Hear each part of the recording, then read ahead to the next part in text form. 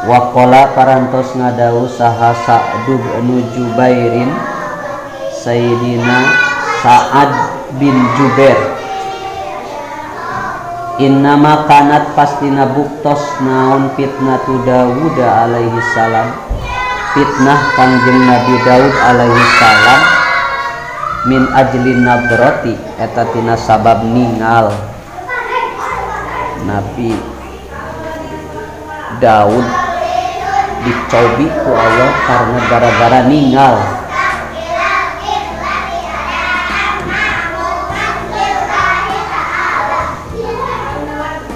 Ruwiya diriwayatkeun anna Dauda saestuna Nabi Daud waqa'a tumiba basoruhu paninggalna Nabi Daud ala imro'ati Auriya bin Hanan ka istrina Auriya putra Hanan. Nabi Daud diuji ku paninggalna bet ninggal ka hiji istri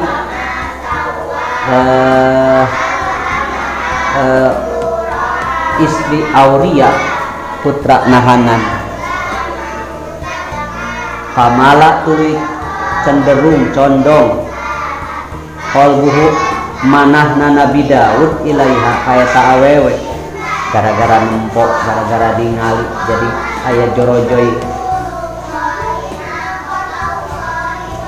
hasrat kuma hasrat ke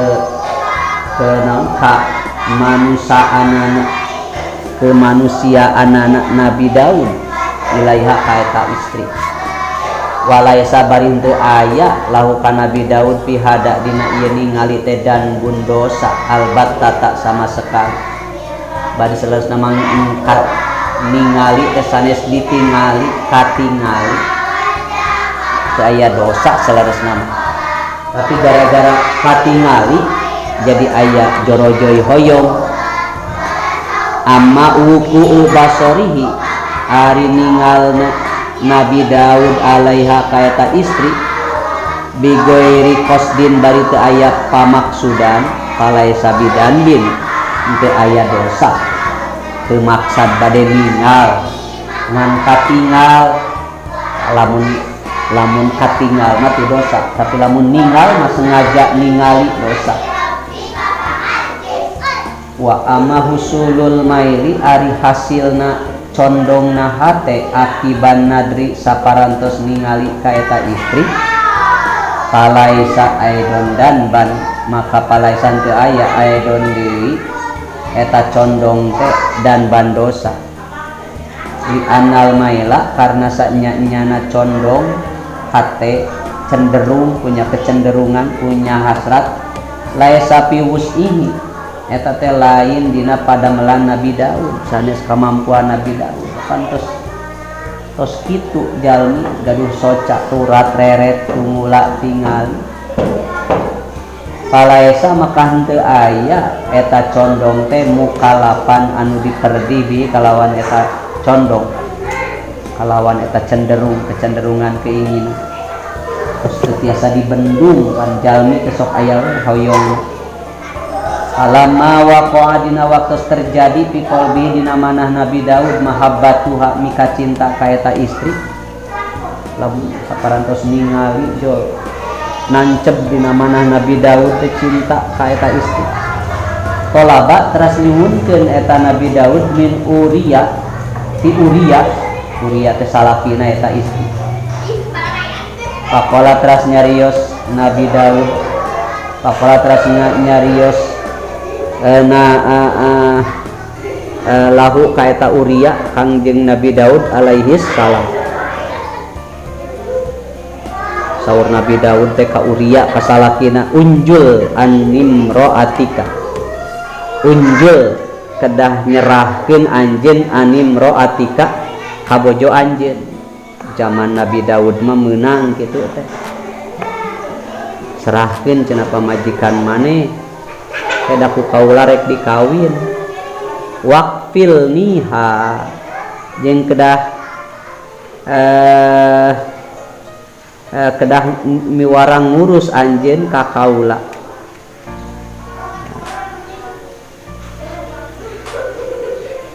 sok serahkeun cenah ku anjeun bari titah ku anjeun kudu daek ngurus ka Nabi Daud. Pas tahya maka ngaraos isin saha Auria salakina eta istri ayyarud dahu kana nolak ka Nabi Daud teu wasa Uria teu puguh ge pamajikanana kur hiji-hijina nyaeta eta istri eta teh kari-kari istri anu hiji teh bet kudu diserahkeun. Sementara waktu harita Nabi Daud tos seueur istrina tos 89 istri Nabi Daud waktu harita. Ketika ningali deui istrina Auria Nabi Daud hoyong deui akitu eta nu disebatkeun tina ningali teh sok habita tina ningali teh sok hoyong sok cinta tak loba tunggula tingali wa talaqaha enggalna teras nyerahkeun Auria ka bojona wa kana bari kabuktosan dalika eta menta awewe di zaman Nabi Daud ka salakina jaijan dimenangkeun fi syariati Daud dina syariat Nabi Daud mu'tadan halna dibiasakeun terus jadi kebiasaan pima dina perkara baina ummatihi nu aya di antara umatna Nabi Daud goiro mukhilin bari henteu dicela bari henteu dianggap tercela kitu teh baheula zaman Nabi Daud mun ayeuna mah goreng lalaki menta ka salaki serahkeun sak pamajikan maneh ku urang rek kawin misalnya syariat Nabi Muhammad mah goreng patut kalakuan gitu teh jeung di urang kacida goreng pakana jeung kabuktosan yasalu menta sahabaduhum sapalihna jalma ba'don kasapalihna deui yancilu supaya nyerahkeun eta sapalih jalma anjau jatihi ka bojona sapalihna deui payata jawajah tuluy nikah ka eta istri sambil diserahkeun ku batur karena memang dipenta keur dikawin keneh ku batur ida jabathu di mana mika bogoh si eta jaujah ka eta ba'du ka eta sapalihna jalma pokona setiap bogoh we hiji lalaki ka awewe sejen sanajan geus boga salaki di zaman Nabi Daud mah kitu teh kitu laku lampah teh teu nanaon meunang baheula ada ari aya perkara wain kana sanajan kabuktosan jaijan meunang fi dhahiri syariati dina dohirna syariat illa anahu mungsanyana Nabi Daud layaliku eta henteu pantes teu layak cenah litarkihi kana ninggalkeunana Nabi Daud al afdala kanu leuwih utama walidalika kusabab kitu atabahu maka atabahu ngawaweleh nganaha-naha muncul urang saha akan Nabi Daud saha Allahu Allah ala dalika kalawan eta menta istri tisalakina nyokot eta istri tisalakina sanaos henteu nanaon tapi eta teh teu utama kanggo tingkat nabi. Sumain tolaba tuluy saestuna menta na Daud kangjeng Nabi Daud imro'ata Uria ka istrina Auria lisirin eta teh karena aya rahasia ya lamhu anu uninga kana eta rahasia sallallahu taala Allah taala eta mah aya rahasia Allah anu sengaja ku Allah diirodah kawas kitu wa huwa ari eta rahasia anahu sanyanyana kalakuan lama tajawajaha sawaktos nikah Nabi Daud ka eta istri na Auria atat maka datang lahu ka Nabi Daud bi Sulaiman alaihi salam kalawan Nabi Sulaiman alaihi salam fahiya maka ari eta istri ummuhu ibu na Nabi Sulaiman Auria eta istri na Auria janda na Auria anu ditikah ku Nabi Daud eta teh anu ngajadi sabab ibu na Nabi Sulaiman. Dari Nabi Sulaiman teh lahir ti istri ka 100 Nabi Daud anu dipenta ti salakina nu jenengan Auria teh. Waruwiya diriwayatkeun anna Daud alaihi salam saestuna Nabi Daud alaihi salam tamanna ngarep-ngarep Nabi Daud yauman dina hiji dinten minal ayami tina pirang-pirang dinten manjilata abaihi kana kedudukan rama-ramana Nabi Daud Ibrahim nyaeta Nabi Ibrahim wa Ishaq sareng Nabi Ishaq wa Yaqub sareng Nabi Yaqub wa sa'ala jeung nyuhunkeun Nabi Daud alaihi salam robbahu ka pangeranana ayyam tahinahu kana maparin cocoba Gusti ka Nabi Daud kamam tahanahum seperti tos maparin cobian Gusti ka eta rama-ramana Nabi Daud. Maksudna rama-rama teh di mah uyut-uyut turunan ti luhurna, sepuh-sepuh ti luhurna, duriyah ti luhurna. Eta Nabi Ibrahim, Nabi Ishaq, Yaqub sadayan dipaparin cocobi ku Allah. Nabi Daud ge hoyong kumaha merasakan cobian ti Allah. Tadi cobi na teh Nabi Daud mah ningali istri Auria wa yu'tihi jeung maparin Gusti Allah ka Nabi Daud minal fadli tina kautamaan ma'atohum kana perkara nu tos maparin pangeran ka pirang-pirang rama-rama Nabi Daud fa auha maka maparin wahyu sallallahu taala Allah taala ilaihi ka Nabi Daud innaka saenyana anjeun tub taala bakal dicoba piyaumikada dina poean ieu itu maksud kayak cenah maneh ge bakal dicoba dina poe ieu dina poe nu mana poe piyaumikada dina hiji poe pah taris maka kudu nya anjeun di dinya kade cobian bakal datang ka anjeun kudu siap-siap saur Allah teh kitu ka Nabi Daud palamakana dari kaliau maka dina waktu tiba eta poe nu dijanjikeun ku Allah ja'ahu datang ka Nabi Daud saha asaitanu setan itu tah cobian setan datang kata masalah maka teras ngarupakeun setan lau ka Nabi Daud fi surati hamamatin dina rupi na manuk japati eta japati teh min dahabin ku Allah didamel nate tina emas jadi bulu-bulu na eta japati teh ke emas-emasan pihak tetep dina eta japati teh min kulli launin hasanin aya rupi-rupi anu sae maka sok digambarkeun istri teh seperti merpati karena Nabi Daud teh kapungkur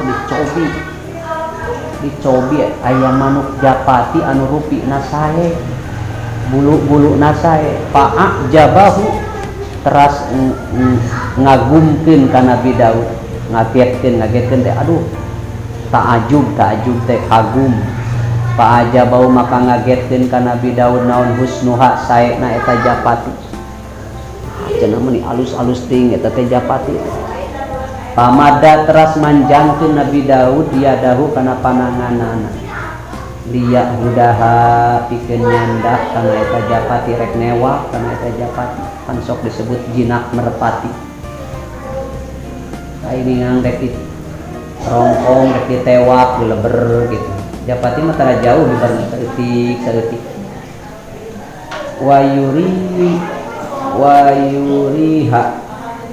wayuriha jeung ningalikeun Nabi Daud ka eta japati Bani Israil ka Bani Israil liam guru supaya ningali ieu Bani Israil ila qudratillah kalawan qadarna Allah qudratna harita teh katingali ku urang Bani Israil ku umat-umat Nabi Daud eta japati teh katida sae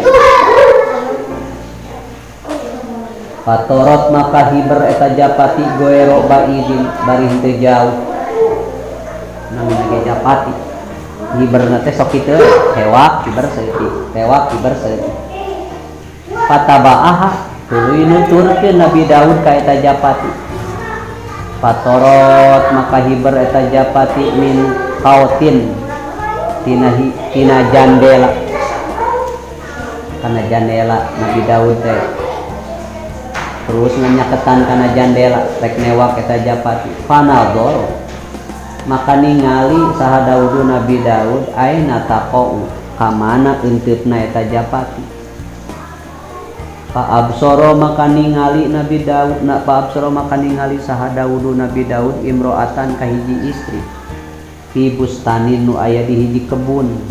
Eta Japati teh sengaja menjadi juru, menjadi petunjuk di berseutik nepi ka kebon. Fi bustanin tagtasilu aya anu mandi di eta awewe. Aya hiberna Japati eta teh ka hiji kebon anu di eta kebon teh aya tempat mandi anu ditepake mandi ku hiji awewe tagtasilu. Fa ajaba maka kaget sa Daudu Nabi Daud min husnia tina geulisna eta istri. Wahanat jeung deukeut eta awewe minha tina eta manuk Japati teh geleber teh ka dinya. Kadeukeut awewe anu mandi nyaeta istrina Auria teh ya. Wahanat jeung ngadeuketan minha teh eta istri iltifatuhu ngalieutna eta Nabi Daud. Fa absorot maka ningali eta awewe dillahu kana kalangkang Nabi Daud pan keur ngabebrik manuk teh. Katingalieun kalangkangna ku eta istri. Summa panakodot teras ngudar eta awewe sakroha kana rambutna eta awewe. Pagoto maka nutupan deui eta rambut badanaha kana badana eta awewe. Ari kitu-kitu teh Japati ayeuna mah Nabi Daud teh ningali ka istri anu nuju mandi ngalaan acuk bari rambutna eta istri nutupan sebagian badana eta istri. Fajadahu maka tambih-tambih ieu Nabi Daud ijaban kagumna gitu. Itu teh geuning kitu. Pasa'ala maka naros Nabi Daud anha ka eta awewe.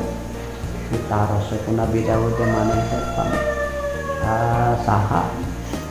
Pakila maka dijawab lahu kalawan Nabi Daud innaha saenyana eta awewe teh imro'atu Auria, istrina Auria teh. Sebab tos ninggal waktu harita. Patolabat ras menta eta Nabi Daud minhu ti Auria salatina ayyutol liqoha kana nolak eta ka eta Auria. Liyata jawajah karena bade nikah Nabi Daud ka eta istri Auria teh.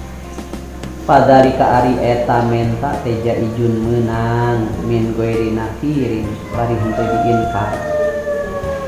Illa anna Dauda mung yen saestuna Nabi Daud alaihi salam liudmi manjilatihi karena agung derajatna Nabi Daud. Wartifai martabatihi jeung luhur martabatna Nabi Daud. Wa uluwi sa'nihi jeung banget luhur tingkahna Nabi Daud. Layan bagi teu pantes lahu ka Nabi Daud ayas alat nyuhunkeun rojulan ka hiji lalaki. Laesa anu teu aya lahu ka eta lalaki illam ro'atun wahidah kecuali hiji istri. Auria mah istri na teh kur hiji-hijina nya eta istri eta. Nabi Daud mah pan seueur istrina. Ta eta teh teu pantes menta anu hiji ti jalma anu teu boga. Dipenta ku jalma anu geus loba kabogana. Jalma beunghar menta ka jalma miskin eta teh teu pantes kitu teh. Dia keur ngagambarkeun sanaos kengeng menta teh. Tapi teu pantes ke tingkat jalmi anu mulya. Ayyan jula kana kedah nyerahkeun eta lalaki an hati eta istri. Payata jawajuha maka teras nikah Nabi Daud ka eta istri.